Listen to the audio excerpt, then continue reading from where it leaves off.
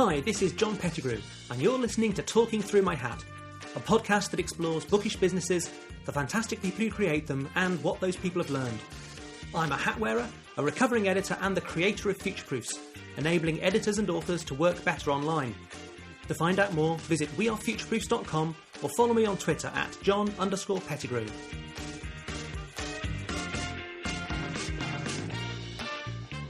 Welcome to Talking Through My Hat. Today I'm talking to Suzy Astbury, Managing Director at Inspired Selection, the independent publishing and content recruitment agency. She's run Inspired Selection for 8 years and also previously worked in rights, in sales and marketing, and for publishing companies herself. So welcome to Talking Through My Hat, Suzy. Thank you very much, John. Good to be here. Excellent. I always find it interesting when people change direction in their careers. As I said, your first jobs in publishing were sales, marketing, rights. So why did you move into recruitment? Such a great question. I was really lucky coming out of university to get my first job in a publishing company. I worked at Quarto, which is obviously a massive co-editions publisher, in their head office in London. So I was working as a PA to the directors. Not knowing much about publishing at all coming out of university, it was a really great position, gave me lots of visibility over what you could do in publishing in terms of production or sales or marketing. Then a few years later, moved into a rights position for a smaller publisher. Again, I really enjoyed it and gave me the opportunity to travel the world and very nice. Sell all sorts of fun gift books for adults and children. The problem for me was I was always very ambitious coming out of university. I was in a role within foreign rights without any languages somehow. Right. Sort of ended up in this position. Within that role, because it was a small company, there was also the opportunity to get involved with a few things on the operational side, a bit of line management, recruitment for the junior staff. And so I realised what I was really enjoying, as well as the role of sales and business development, was the recruitment side, and started to talk to one of my recruitment consultants about what I should do next for a next step, and to sort of move away from rights. She then suggested we have lunch and talk about me becoming a recruiter, and the rest is history. So quite a long answer, but that's my route in. And I think the skills you need to be a good recruiter are so wide. You have so many hats on. You're not just doing sales. You're being a counsellor, you're doing careers advice, you're doing marketing, you're being a brand ambassador for your clients. So you're that brand extension for the publishers. You need to be able to get underneath the skin of underneath the bonnet of each role and sort of understand exactly the culture and the fit and the skills that they need, and then be also able to interview. So it's not an easy skill set to have, and is brilliant for somebody who has a bit of sales, a bit of marketing, a lot of relationship building and things like that. So I guess working in recruitment means you have to know the publishing industry pretty broadly and well. How do you keep yourself up to date with all of that? And do you find that your clients and the candidates help, or do you kind of keep those two sides separate? Hugely. Every conversation you have, whether it's with a candidate or a client, keeps you current. So that's why I insist on keeping my hand in, because I need to, running the business, I need to spot the trends before, maybe the industry's caught on, because we need to have in our toolbox the talent that the industry needs, in fact, before they know they need it, which is the bit that I really enjoy about recruitment, is the strategic side. So obviously a massive trend at the moment is audio, but it's not new. at Inspired anyway. We've been looking at audio for a number of months and years actually. A huge resource as well would be the bookseller, going to conferences like Future Book, etc., and also going to book fairs. That's where you get a lot of the top line thinking from Ds and CEOs. Like, where are they going? What's doing well? What do they need in the next year in terms of talent and skills? So, looking at kind of the business side, now you're an MD, you're running the business. How did you go about learning to run a business? Were you looking at books and websites? Were you talking to people? Were you just winging it? What worked? What kind of did that for you? I wouldn't like to say I was just winging it, but there is an element of that. I think any MD would would agree. So to tell the story about Inspired, so it started in Oxford in 1999 and was the first first in the market to offer the publishing recruitment only service. It grew quite well and quickly, and then opened up an office in London.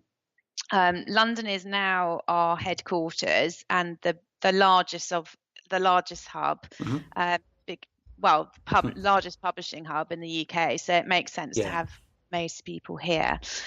We've also got people in Oxford and one person out in Madrid as well, which keeps our hand into Europe too. But so when I joined Inspired in 2010, then promoted to managing director in 2011. In 2013, I had the opportunity to buy Inspired myself. And it was quite a nice transition because I'd had 4 years pretty much to run it as an MD. So it was part of a larger group that we bought out of it. So it was an interesting journey because it's been on its own. It was in a group, and now it's on its own again since 2013. So I suppose I had a bit of a safety net for the first few years, but then obviously buying a company feels slightly different because you're really, putting your money where your mouth is. And the ultimate try before you buy, I suppose, isn't it? Yeah, it really does make you consider your decisions in a very different light. Passing with all your cash, it's quite a scary thing. But it's one that I'm really pleased that we did, and has paid off hugely.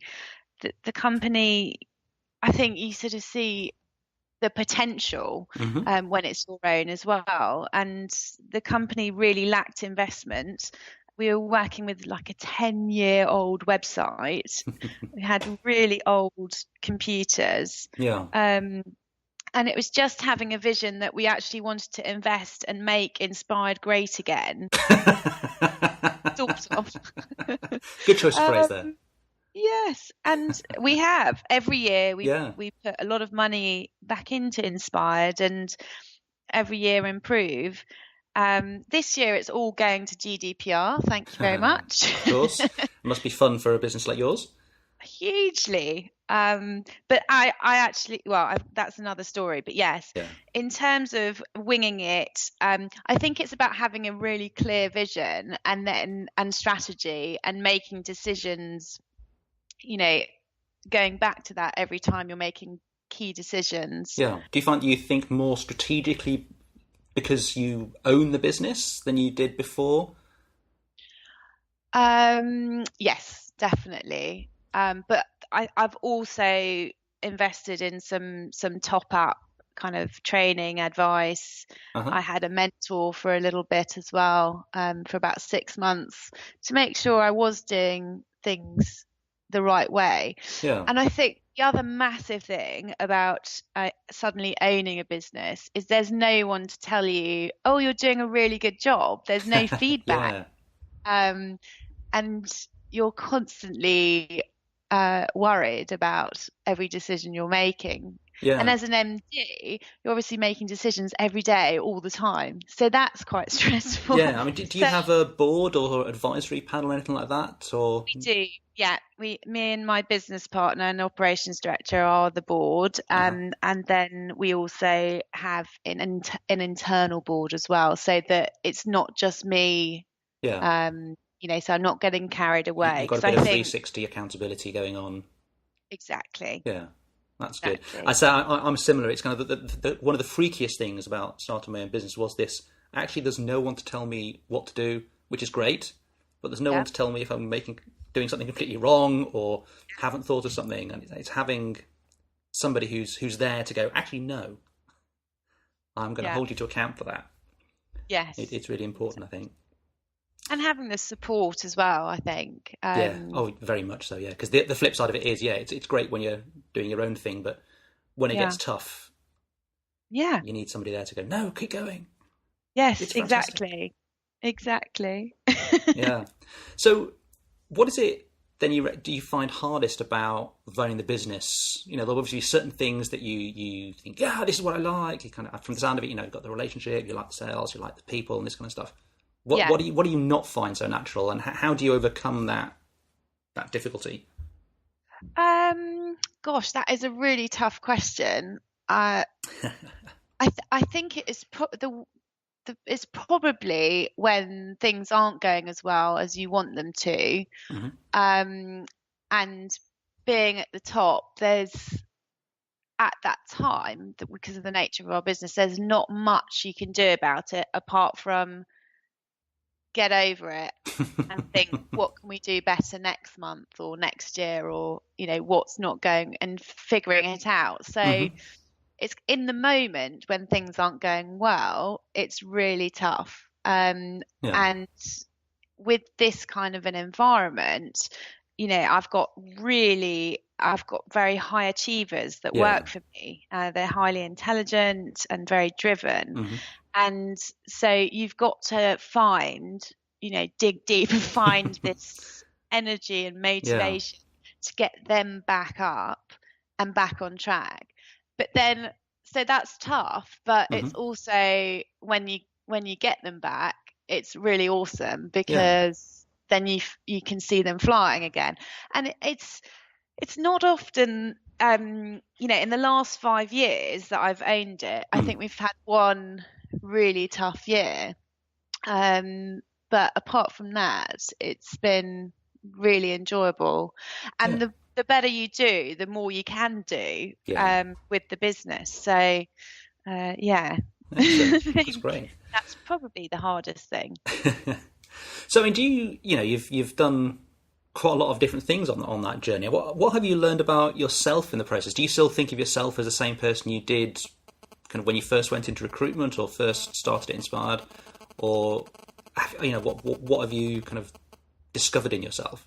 Yeah, I think that's such a great question, and I'll refer to the phrase, "You've got to fake it till you make it." I think as I said, I was always really ambitious as a kid. At 20, I said I wanted to be an MD or own my own business by the time I was 30. So I had a 10-year plan. I had no idea what it was going to be, but my heroes growing up were people like Richard Branson, etc. Now, I'm not likening myself to Richard. Not much, anyway. Maybe one day. No, I'm not. I'm not as risky. But what I've learned is how to become this person I wanted to be, and how self-motivated and driven I am to succeed. But not just for the money. So it's the whole picture. I want Inspired Selection to be the brand that it has been, the brand that we see it becoming, which is the best agency, the go-to agency. Yeah, you've got to have that vision, don't you? I think, you often hear people say, if you're thinking of starting a business or buying a business because you want to make money, don't do it. Yeah. It's not the best way to get there from here. Absolutely. Go and work for a bank somewhere if you want to earn money. Yeah. Absolutely. And it's I've always been very high emotionally driven, and high EI and things like that. And my team are the same. They don't just want to hear about how well they're doing on the figures. They want their feedback from the clients. They want recommendations. They want to hear people saying good things about Inspired. And I think that's about setting really strong values as a business. And again, making decisions on that. So, sometimes we do turn away business because we don't want to work with people that aren't inclusive, and things like that. So those are decisions are surprising to me, but are really, really important. The type of leadership qualities I've had, I've learned a lot about those, and how important and how much the team sort of relies on that, as I was describing earlier, the sort of motivation, the tone setting. Because you can't be 100% on all the time. But it's really important that I keep that tone in the office going well, because it gives them a better day. And then, but also I've learned a lot about my weaknesses, which I'm not going to discuss. But I'm very aware of them. And I'm still working on them. But it's a real strength to have, that 360 feedback, because you can very easily become, I think, quite shut off to hearing the feedback, and that's when you become, well, quite extreme, but you can become narcissistic. And we've all, I think, met somebody like that as a boss, and it's just not going to make your business thrive. There needs to be a connection to reality, a self-awareness. Exactly. I think that comes back to the EI as well, though. So it's those are the things I've learned, I think. Cool. So you've talked a few times about thinking strategically about the business and where you want it to go in terms of vision and this kind of stuff. So I mean, do you think about the next 5 years and where you want to be and how you're going to get from here to there, and and the next 50 years? How do you think about that? How do you make plans to make sure the business is still around? Well, now you're talking next 50 years. Small visions.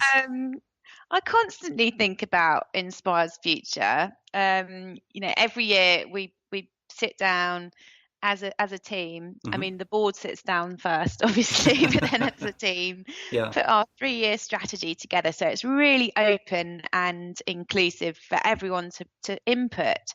And that means that everyone's buying in to the vision, the values. It's not just, as I said, about the money. But the other thing is, which I stand by, is with a business with high achievers in, the business needs to be as ambitious as the most ambitious person, to retain them. So, as I said a few times, I'm lucky to have this highly driven team. They're very successful.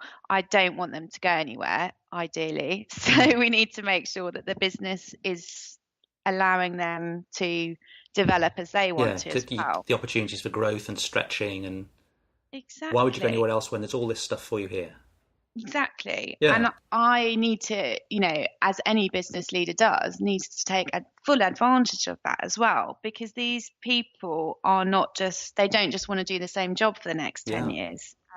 So just kind of an example and sort of reinvesting. We moved our offices, and we're in, as you pointed out earlier, very nice offices with a nice little garden.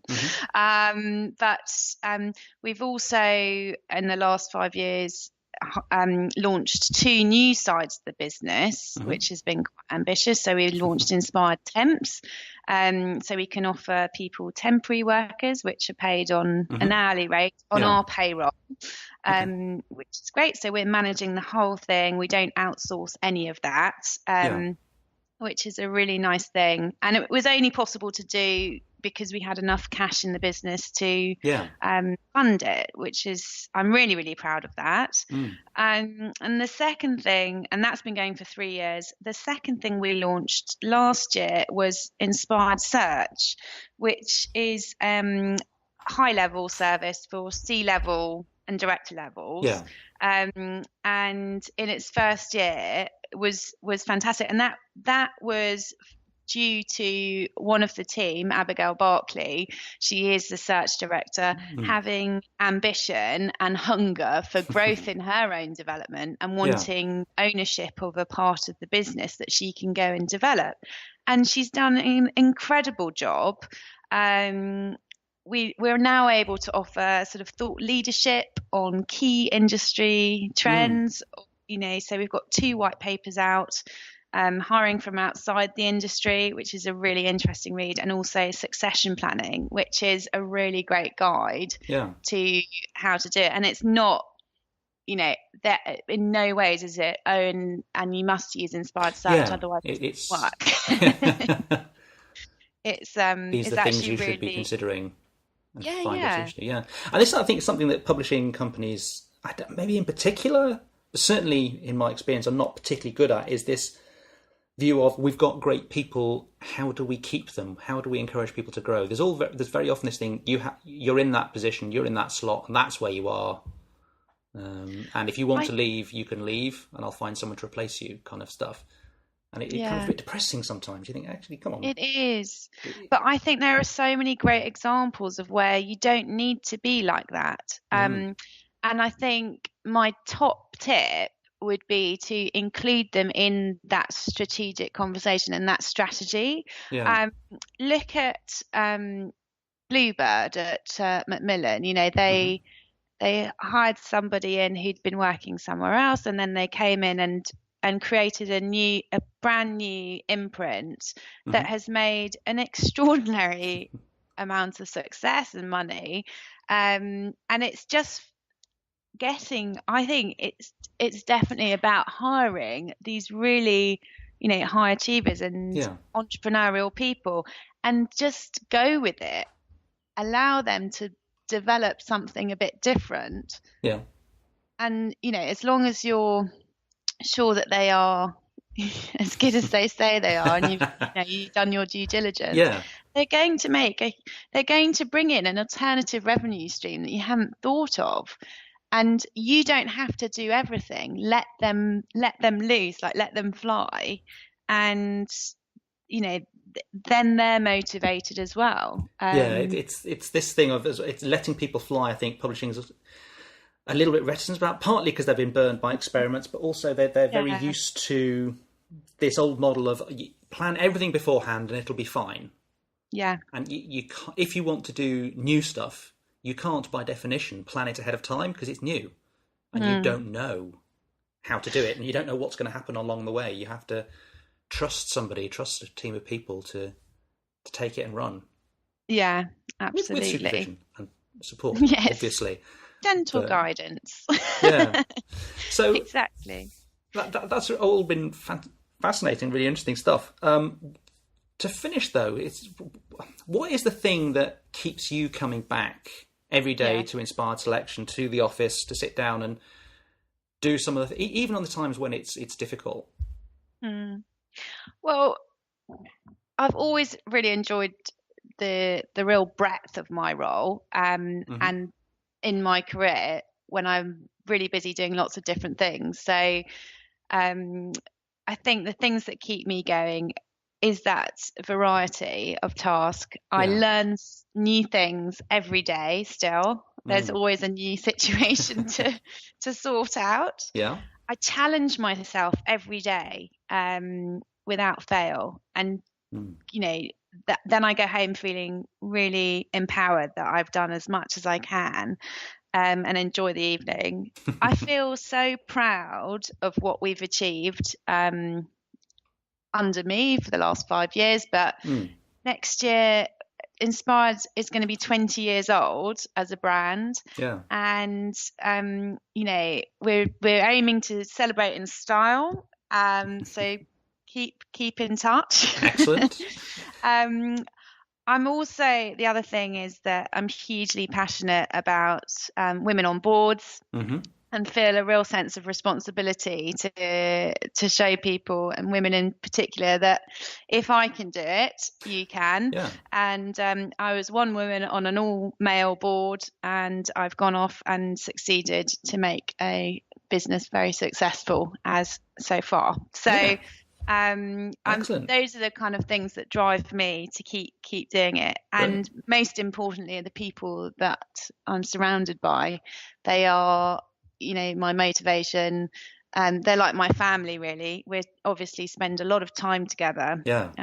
And when you're surrounded by those types, it's not going to keep me at home. You need to be in the office and see it. Excellent. That's a brilliant note to finish on. Well, thanks very much for your time, Suzy. No problem.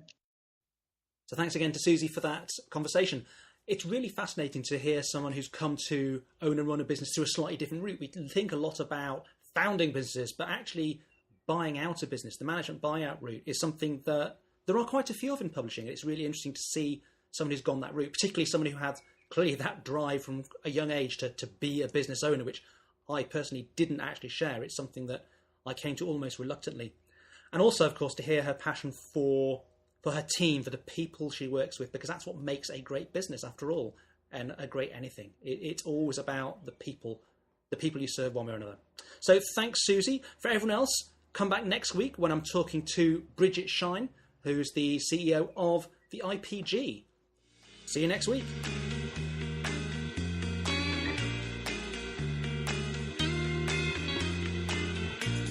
This was Talking Through My Hat, a podcast by John Pettigrew, founder of We Are Futureproofs. Please let me know your thoughts by leaving a review at Apple Podcasts or by commenting on the website, myhat.wearefutureproofs.com. You can subscribe to this channel at Apple Podcasts, Spotify, or wherever you get your podcasts. Our theme music is from hooksounds.com.